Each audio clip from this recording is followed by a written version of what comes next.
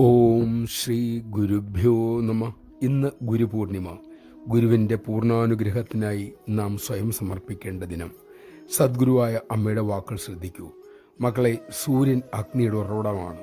പക്ഷെ സൂര്യനിൽ നിന്ന് നമുക്ക് അടുപ്പിലേക്ക് തീ കൊളുത്തുവാൻ പറ്റില്ലല്ലോ. അതിന് തീപ്പെട്ടി വേണം. ഈശ്വരാനുഗ്രഹവും അതുപോലെ തന്നെ. അത് ഗുരുവിലൂടെയേ നമുക്ക് ലഭിക്കും. മണ്ണിൽ കിടന്നാലേ വിത്ത് മുളയ്ക്കൂ. പത്തായത്തിൽ കിടന്നാൽ എലി തിന്ന് കഷ്ടമായി പോകും. അതുപോലെ ഗുരുകൃപയിലൂടെയേ ശിഷ്യൻ വളരൂ, വലുതാവൂ.